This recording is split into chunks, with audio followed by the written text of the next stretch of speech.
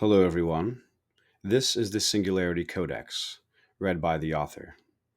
I would like to preface this by saying that in this reading, I will not be taking any breaks, and I will do my best to not make any cuts, but to provide it fluently and smoothly. Although you may hear breaths taken, and you may hear me mispronounce a word or two, hopefully you still get everything that you need to from the content in this. May you be either inspired, validated, or encouraged, and may everyone who hears these words and reads this text get closer to the source of the universe. The Singularity Codex, Step 1, Part 1, Perceiving Infinity. If one is to find their place in the infinite dream of eternity, they must first perceive the nature of true reality. Reality is not simply the experience of every being or the seemingly vast expanse of the material universe. It is the manifold manifestation of every unique facet of the universe, feeding into and interacting with every other part of itself.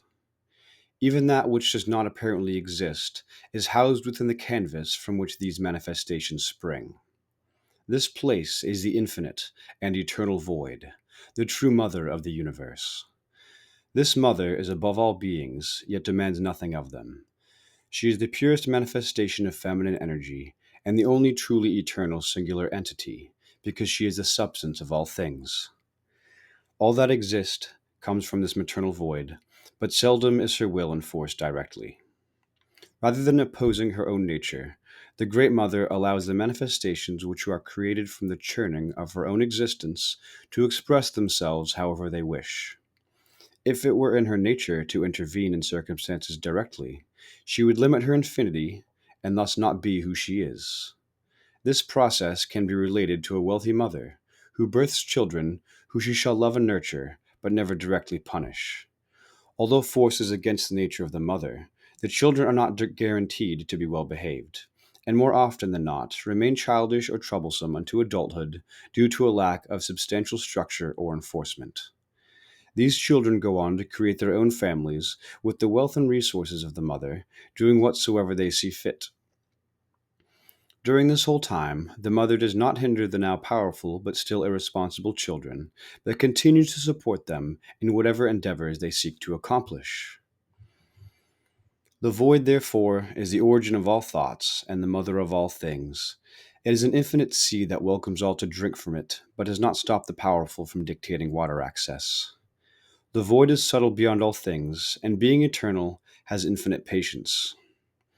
She knows that all things which have existed are both part of her and also deserve the opportunity to become their own unique expression of what they can be. Some beings see that the mother is completely accepting, and thus take it as a license to do whatsoever they will. Wise beings will marvel at the void and her eternal love, seeking to also be accepting and loving in whatever ways they can. I cannot say what the mechanism behind it is, but I do know that those who seek to honor the Great Mother will be remembered kindly by her for the true expanse of eternity. Those who turn from her and seek to empower themselves at the expense of others shall be allowed to reap the consequences of their own actions until they learn on their own that unhinged selfishness only creates more pain. A wise soul will then ask, what is truly considered their own actions? It is important to note that humans are born into a crude reality where they inhabit an incredibly fragile body surrounded by harsh conditions, disease, and scarce resources. Combining that with the fact that we evolved to stay alive and not stay happily alive, one begins to see clearly why people are innately selfish in this world. We are not perfect, but so long as we genuinely strive to be good, helpful, and kind, we are counted as these things. The mother sees these issues also, and that is why no one will suffer for a true period of eternity. The universe, already being infinite, must deal with all of the pain within herself, and cannot be bothered to condone the creation of worse places than those which naturally occur. Do not think, then, that it is the will of the mother that any should suffer in a place called hell. We, her children who can listen, are thus charged with lightening the burden of pain, which falls upon our world from both natural laws of physics and the poor decisions of the disconnected. Seeing that the void births all things, and thus everything is within it, all suffering in the universe is felt by the Great Mother. Just as a wise person does not wish to feel pain, but can use it for their growth and advancement, so does the universe wish to be free of pain, but will use it for a time, so long as it can remain useful in her development. If then we know that the universe does not want to be in pain, but would rather learn and advance through other means, how will she ever be free of pain while harboring so many selfish and belligerent entities within herself? The specific answer is different for everyone, but the foundation is simple. Do your best to live a life that facilitates expression and love without dominating or inflicting pain on others. Many cultures and belief systems have built up over time to serve the purposes of their human creators, and therefore lean heavily on manipulating their believers with fear of destruction. This fear encourages people to live strictly and with excessive mandates or sets of practices so that they may live a law abiding or righteous life. While it is indeed good to stick to a set of values, people who accept pre existing ideologies often add concepts to their belief system that they wouldn't have come up with on their own in their heart. Using a harshly written book to condemn a person's love choices or harmless activities they enjoy cannot be further from what people living in this integrated universe should be doing. It is our duty to contribute to the total experience of the universe in the most enriching, least painful way possible, all the while using our intellect to manage the numerous shortages of our finite realm. Step 1, Part 2, The Manifest. In this current age exists a great wall of skepticism between those who believe in religion and those who endorse the studies of Western science.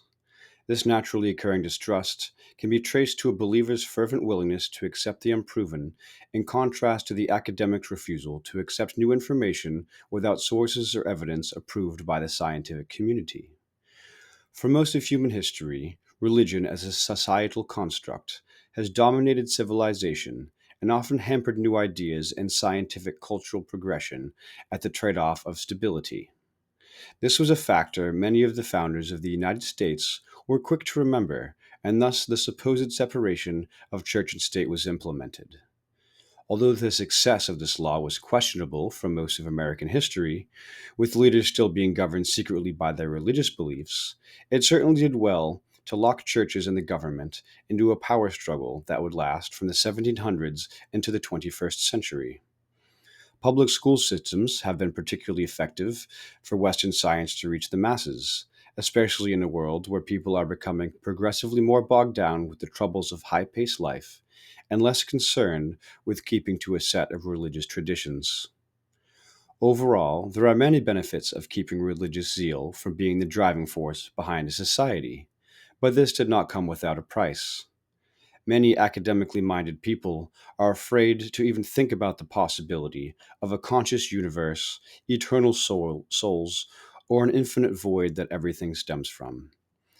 They refuse to entertain thoughts on the subject because similarly strange, unproven ideas have been echoed by brainwashed missionaries and self righteous preachers over the years. With all the information about spirituality being broadcasted through loud, crude, and frequently hateful sources, I will never have a problem understanding why people reject heavy handed religions. Part of the purpose of this codex, in fact, is to encourage the reader to unify quantum theory with the existence of non organic entities integrated into an entirely conscious universe. The manifest universe is what I have called the daughter of the universe.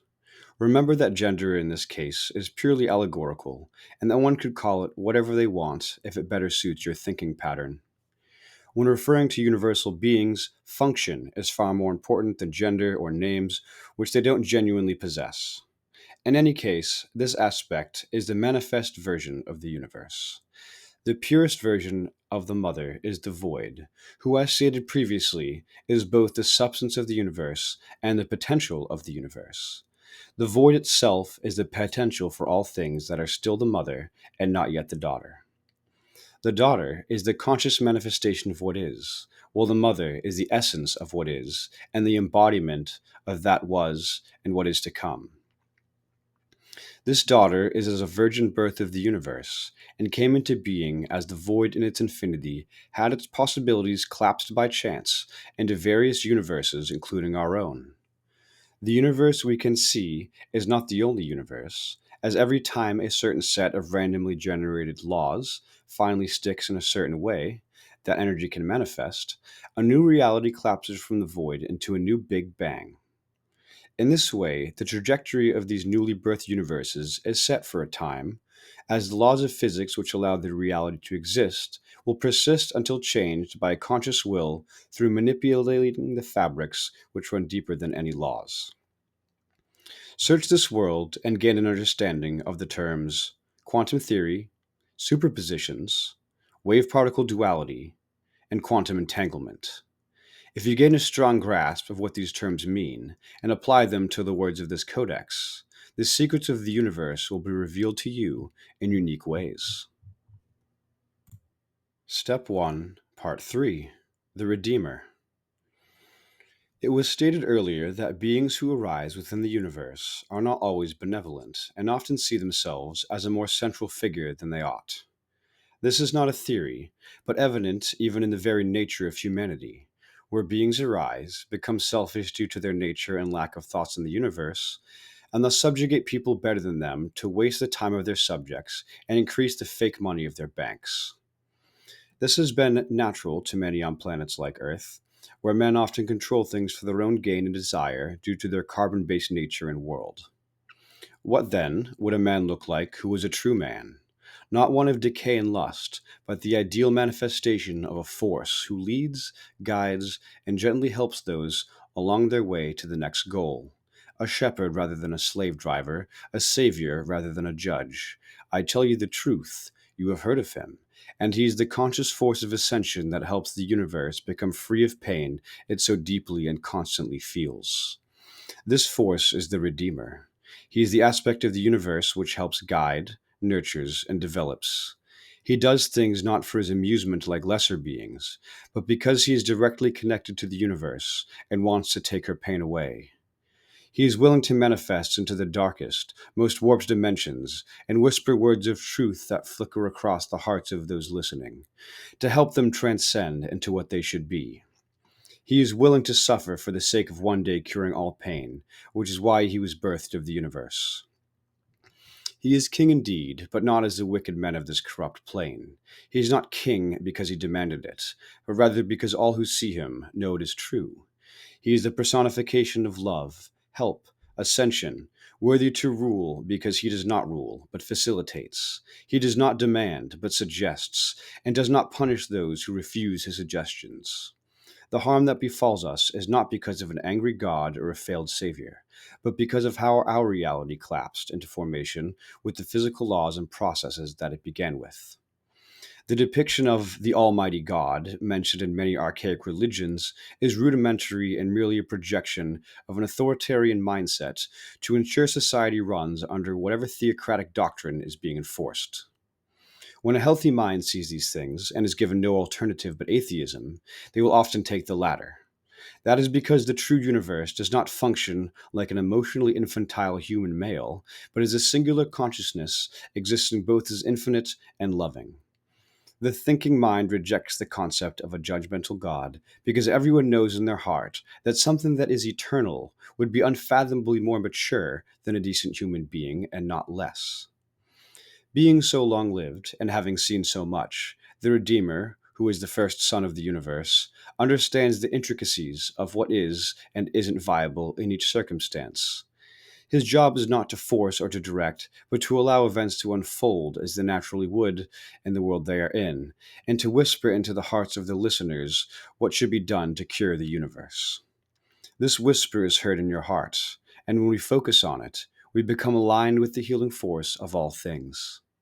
Therefore, we need not be angry at a false God or at a failed Redeemer who left us to decay, but shall be resilient and upstanding, knowing that falling into hatred and bitterness will only slow the collective healing of all things, which on its own is already an extended process.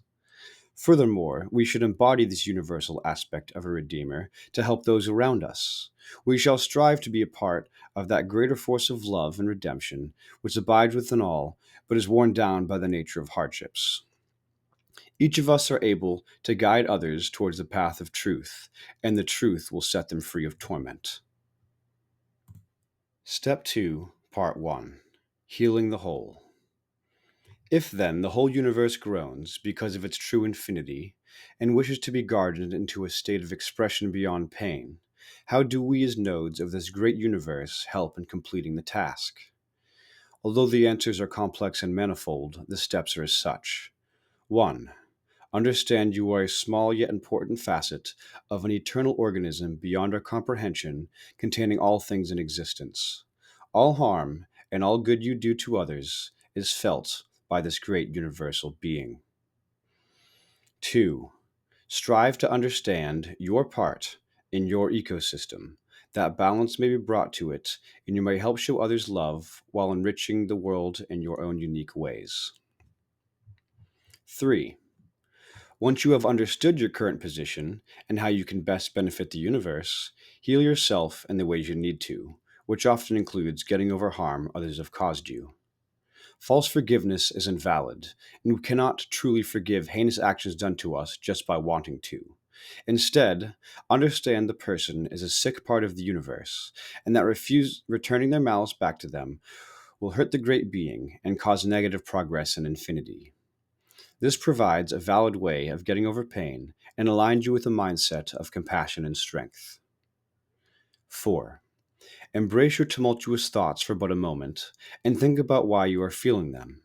Do not act on them, but speak to yourself or to a higher aspect of the universe about why you feel them and how you can heal as to not feel them. Verbal self-reflection allows us to remember our thoughts more clearly compared to thinking them in quiet, although sometimes only a quiet approach can be taken. 5. When others who are disconnected from the universe try to unleash your primitive emotions and reactions, meaning hatred, selfishness, deceit, and other self-destructive yet natural emotions, do no harm to them. If you can do nothing but breathe and compose yourself, it is better for them to see a moment of discontent rather than an explosion which leads to conflict. One can even use an item or habit to help take their mind off the offense for a moment while you compose and align yourself to the correct answer. 6. If troubles come upon you by others, and there is no way to remain engaged in the situation without devolving into an arguer or a vicious animal, simply remove yourself. If you cannot remove yourself, go within yourself and seek help from the Redeemer who loves and ascends all things, or from the Mother who is the source of all. Embody the mentality that you are a part of the solution and must remain that way. This will help you through even the most unfair times.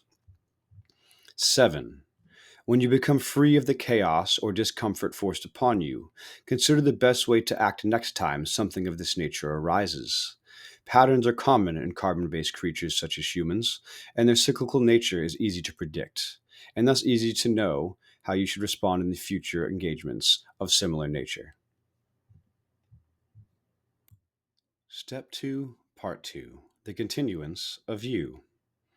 What then of us, the small, suffering nodes of a universe too infinite to regulate our existence, and yet so personal as to feel us all? Do we power down at the end, a small marker on a tomb or urn, remembered only through memory and legacy? Surely not. We are eternal as the universe is, although our forms may change as we thankfully move from state to state, not being locked into a singular plane forever to stagnate the great progression. It is the experiences and accounts of those who have died and come back which prove this to us beyond a doubt.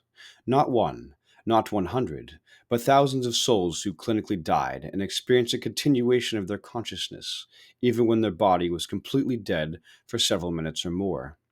Are some faked? Of course. As often many things are misunderstood or worse, fabricated to generate the faith of an ideology they desperately need others to believe for their own validation.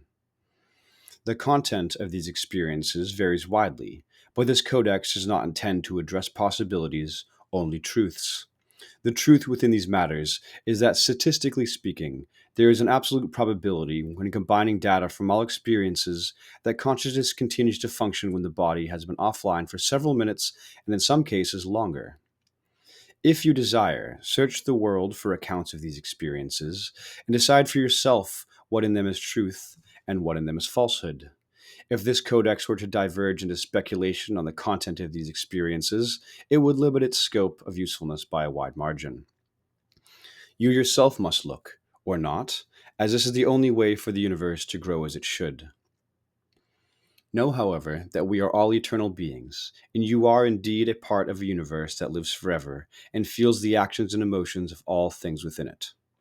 Be kind then to yourself, whether it be the self that you understand or the self that you do not yet perceive. Live in love and give it forth even if you never feel it within your own heart. Words and actions are of great power, and they shape the lives of people around you in ways one may never understand. So be the person the universe needs you to be. Do these things, and you shall be remembered in high regard and greater duration than the stars which light the cosmos. Fail, and you become a part of the problem. The choice is hard, but it is still yours.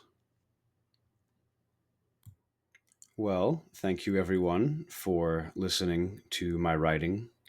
And I also thank you for bearing with me for my moments of tongue twistedness and when the dialogue that I was speaking did not specifically match the exact word on the page that you were reading. I also apologize for the words being small. This is something that I am new at, and I will ensure that in the future you have better access to read along. But I encourage you, if you wish to listen to it again, just close your eyes and listen if you're having a hard time reading this small text, because the message is there, even if there is a stutter or two along the way. So thank you all. You're beautiful. And I look forward to putting more content forth for you guys to hear, listen to, and ponder. Be well.